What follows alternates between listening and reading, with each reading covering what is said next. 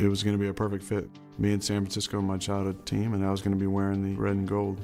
With the first selection in the 2005 NFL Draft, the San Francisco 49ers select Alex Smith, quarterback, Utah. It was a whirlwind. Just kind of sat there and faced the reality of dropping in the draft. With the 24th selection in the 2005 NFL Draft, the Green Bay Packers select Aaron Rodgers, quarterback, California. Man, 24? But it was honestly the best thing to happen to me. I was 21 years old. I thought I was the best thing since sliced bread, and I needed a little bit of humble pie. Local kid passed by Dream Team comes home for revenge. That is one angle on this week's NFC Championship game. As MJ Acosta knows, there are plenty of others. What's the latest there in Santa Clara, MJ? Well, and Lindsay, it has been an interesting week here for the 49ers international media. A deluge with crazy rain that almost moved practice and an injury false alarm. But today, Kyle Shanahan started his press conference by saying everyone was a full go. And for a team that's dealt with its share of injuries throughout the season, the news of a full healthy roster is definitely a good omen for San Francisco. One player I spoke with today told me this is it. They've done all the work. All that's left is to play a complete game on Sunday and then hopefully pack for Miami. And I'll leave you with this nugget with a conversation I had with linebacker Quan Alexander, where I reminded him of our chat when he first signed with the team last offseason. He told me back then that he imagined that there was something special brewing here with the 49ers. So I asked him if he saw that back then, that they'd be in this position now. Quan says, oh, he pictured it. They just had to put it together. And now they're just a step and a half away from the Super Bowl. Thank you, MJ. With David Carr now, talking about the quarterbacks in this game. You know, Jimmy Garoppolo had a career best passer rating the last time he faced the Packers, a 145.8. What does a winning stat line look like for him this time? Similar. I think the efficiency is the key. 18 of 23, 270 yards and 2 touchdowns would be ideal. 23 pass attempts, run the ball really effectively, utilize the play action pass, move the pocket to get away from those defensive ends and some of that pressure. And Mike Pettin liked to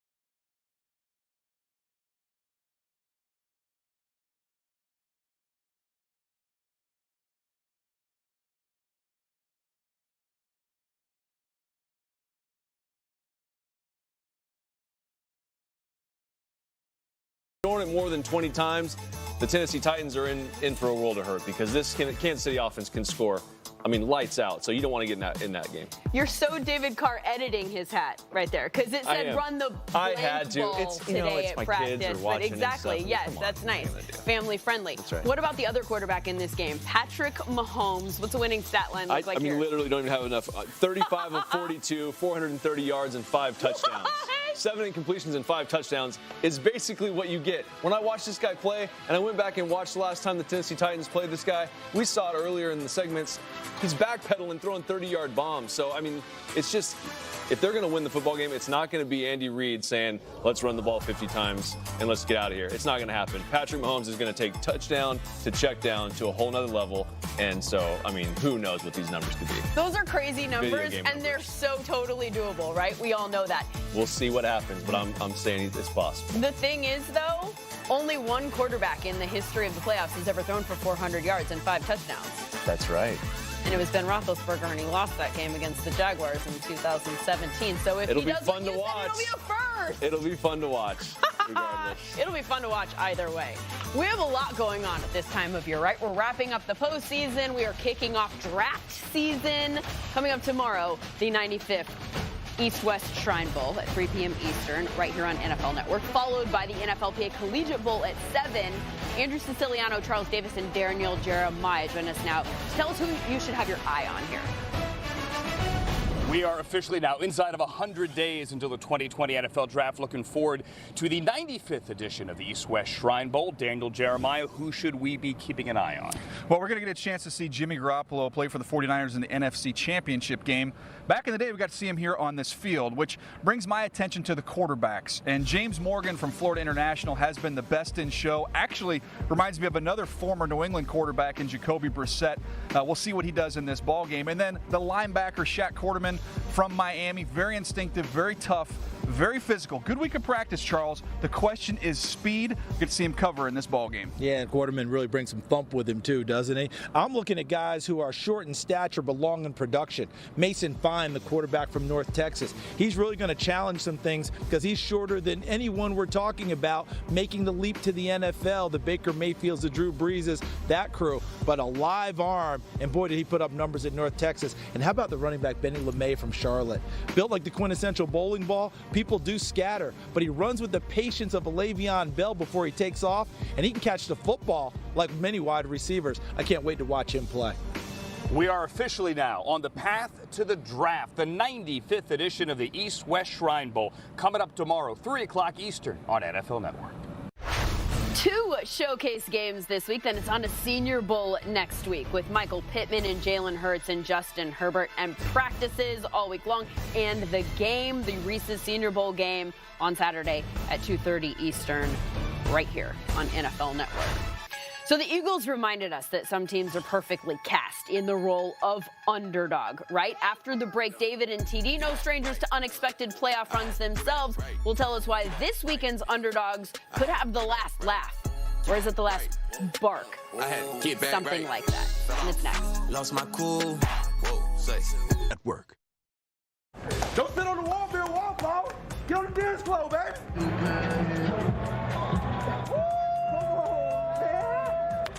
Let's go.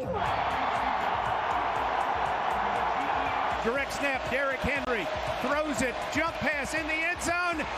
Touchdown, Titans! Let's do something special. Let's do something special. Already counting us out. Mahomes throws it late, and is it caught in the... It's caught, touchdown! The Chiefs take the lead! I love having Patrick Mahomes on my team. There's nothing telling you I was going to do that. And the ball was in the air before I did it. That's what I wanted you to do, and I was like... What's up? What's up? What's up?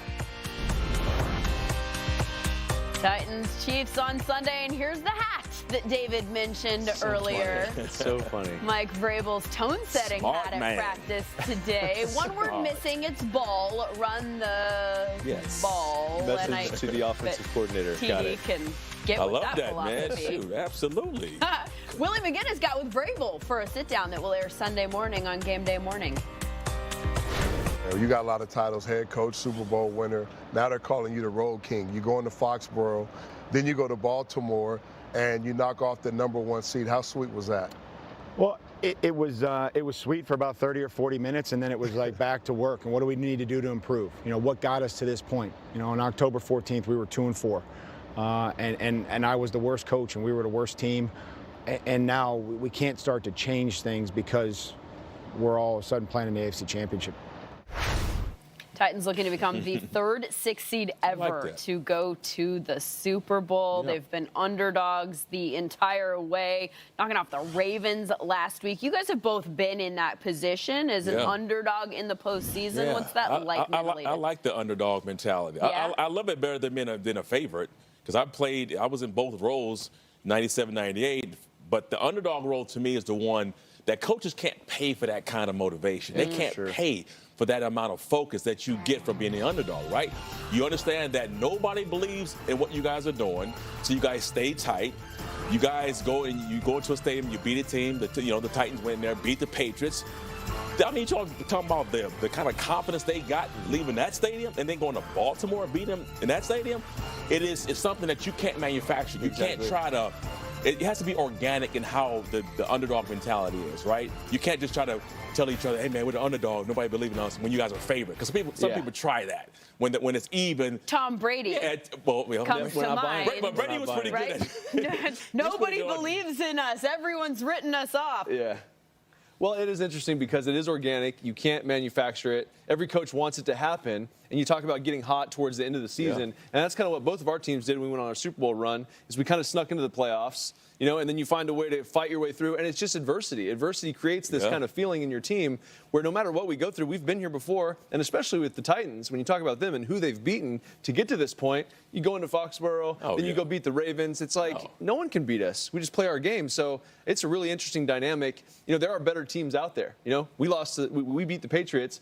We were supposed to lose that game. They were a better football team. We played them once. We got the momentum. We went out and did it. Just the same thing like when you tell about when you played the Chiefs. And I think it's easier in football because it's a one-game tournament.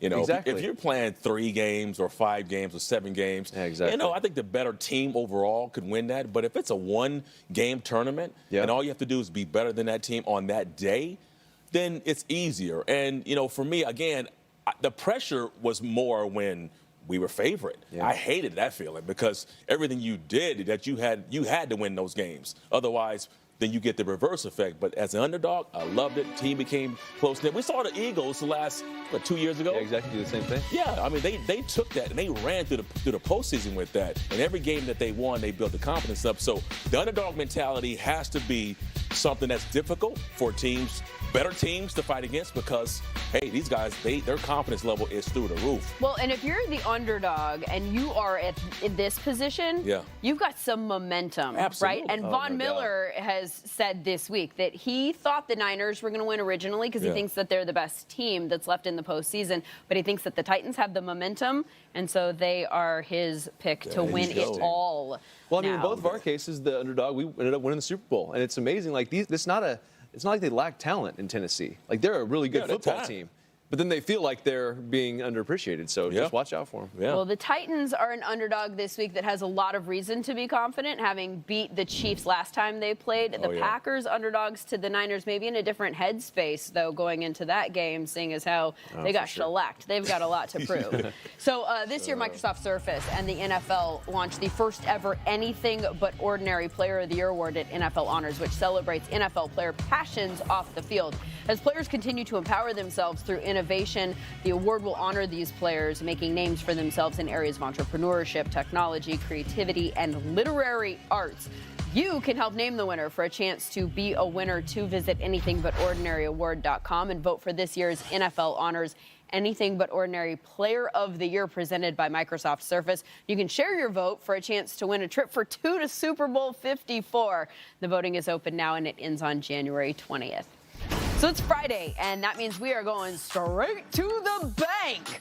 I'm not talking about cash, though maybe that too. I'm talking about picks, not guesses. Guarantees so solid you can take them to the bank. That's right. In other words, TD and David. Got fined for that. You better get this right. Throw that ball. That's it.